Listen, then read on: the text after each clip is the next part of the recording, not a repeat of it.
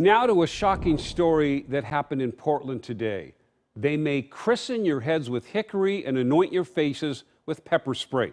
Those are the words of a joke prayer about violently beating protesters found on official training presentations for the Portland Police Bureau. City leadership speaking out against this discovery tonight. Our Jennifer Dowling digging deeper into the controversy and talked to the group that helped to bring this material to light. Jennifer?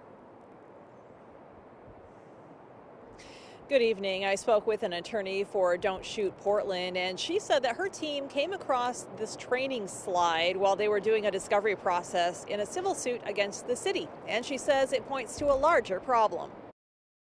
I think I was somewhat surprised it was given in the course of a training so blatant. This is the slide stirring up controversy. It shows a person in body armor confronting protesters with a mock prayer containing profanity, referring to a protester as a dirty hippie, and making references about using a bat and pepper spray to injure them. For many years, protesters have said and recognized that left-wing protesters and Black Lives Matter protesters and people protesting against white supremacy have been treated worse by the city in the course of expressive activity than organizations like the Proud Boys. Ashley Albies represents Don't Shoot Portland. She says her team learned about the slide during discovery in the group's civil case against the city regarding treatment of protesters. Don't Shoot Portland founder Teresa Rayford told us in a call she was disgusted at the finding. Hopefully there will be, sanctions against violence till we figure out what their intent is when they're using violence against people that show up for Black Lives and all the other leftist groups. Mayor Ted Wheeler and Portland Police Chief Chuck Lavelle also condemned the slide.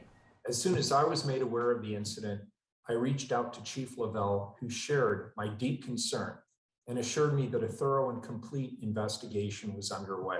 Rayford believes the revelation is an example of why her group's civil suit should move forward.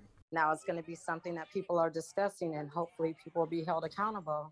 That doesn't mean that it's going to cease to exist. We're really seeking to hold the city accountable and to standards about when they can use force and when they can't.